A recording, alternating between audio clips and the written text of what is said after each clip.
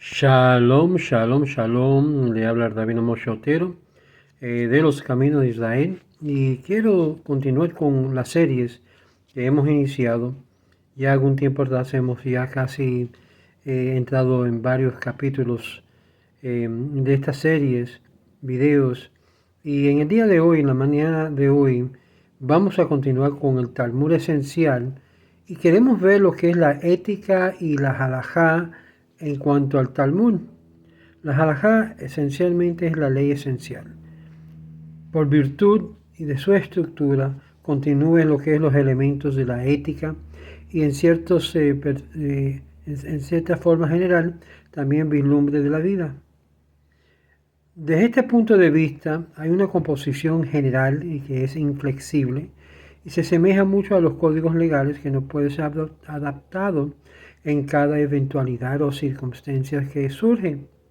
Pero discutiendo esta pregunta durante el segundo templo del por qué fue destruido, cuando el pueblo estaba sin culparse de vivir una vida que estudiaban la mayoría de los que vivían en Jerusalén y en la tierra de Israel, por qué fue destruido Jerusalén y fue destruido aún lo que es el templo. Y el Talmud comenta de una forma fuerte que Jerusalén fue solamente destruido por causa de la Torá, de la ley de la Torá que fue llevado ahí. ¿Qué fue tan mal que causó la destrucción? Sabemos lo que nos dicen nuestros sabios sobre eso, que tiene que ver con Sinat Hinem, pero más particular nos habla de esta declaración que elabora el pueblo de Jerusalén, que fueron castigados por causa que juzgaban según y de acuerdo a la ley de la Torá y no tenían ningún sentido de liberalidad, de abocar para el bienestar de su hermano. Esto implica que aunque las leyes existieron y ataba a todos los seres humanos, también había varias consideraciones de tratar de jugar con la ley, cambiarlo en ciertos casos con misericordia. Y si fuera así autorizado y pasar juicios, ¿no es esto un acto de temperamento? Denota un comportar desde el mismo momento de destrucción. Es decir, que la ley, particularmente los estatutos relacionando con el hombre y su vecino, su prójimo, es en sí algo desarrollado de un formato, eh, para, paradigma externo conteniendo también otras obras y otras formas de poder funcionar dentro de ellos que tiene que ser tomado en consideración. Y es aquí que la idea o el concepto de justicia, la cual es importantísimo en el judaísmo y no pierde su fortaleza, pero había también otros factores que tenía que considerar con el fin de aliviar la parte dura de la ley, difícil de la ley, la parte cruda, se puede decir. La ley judía también está basada en una instrucción de la Torá que dice: no favorecerá la causa del hombre pobre. Esto la cual prohíbe la perversión de justicia, aun por el hecho del pobre. El mismo acto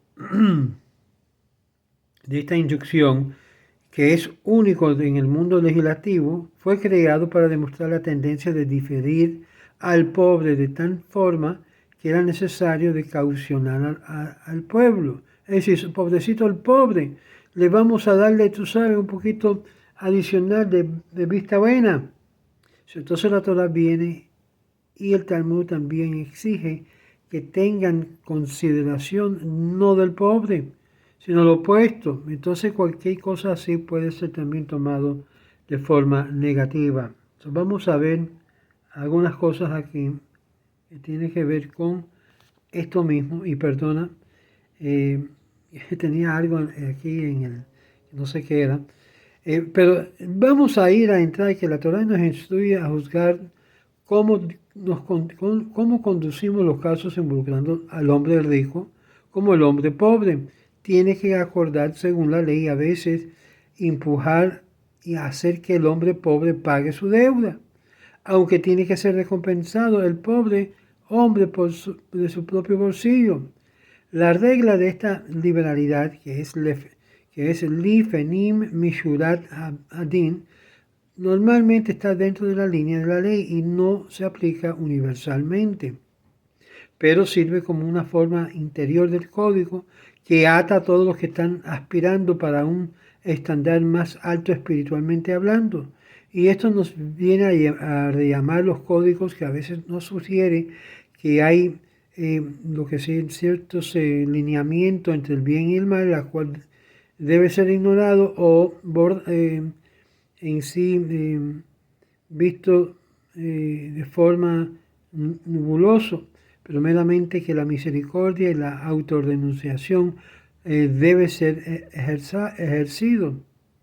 Hablando en forma general, vemos que el rango ético de la halajá es denotado en Mishnat Hasidim y que unos tratados de Neskin, el orden de daños, porque Avot, en la ética de los padres, también conocido por el mismo nombre, Avot, es una ilustración viviente de la ética, de las enseñanzas éticas, que alcanzó y fue más allá de solamente moralizando, pero también contiene dentro de ella ciertas enseñanzas que extiende no solamente en la parte moral, sino contiene también obras legislativas, la Mishnah mismo, y estas instrucciones que obran, que no fueron o no son atados a todo el pueblo, sino en caso es un código general legal y es válido que aquellos que desean alcanzar, ir más allá de la halajá, esté dentro de los círculos de este dominio de la parte de la ley interna. La definición de un hasid, un hombre piadoso, es un hombre que actúa y se conduce dentro de la ley, pero tiene que ser ilustrado por una historia que relata el Talmud después de la charla o la discusión de la halajá que involucra la responsabilidad del obrero y la propiedad del artesano en la cual ellos trabajan.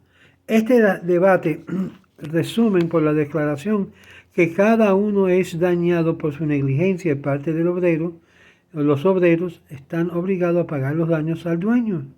Si esto entonces se relata en cuanto a uno de los sabios que empleó unos obreros para transferir barriles de lodo lleno y de vino en el otro lugar, el obrero tenía que haber comportado de forma negligente y romper los barriles, y el dueño actuó de acuerdo con la ley en apropiando sus ropas exteriores con el fin de asegurar que los daños serían pagados.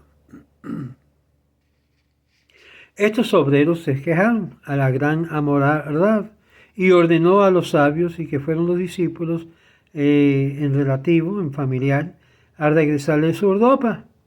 Los sabios aceptaron el juicio, pero preguntó el Rab, ¿cuál es el asunto de la ley? La cual el Rab explicó, sí, es por esto que ustedes están caminando en el camino justo.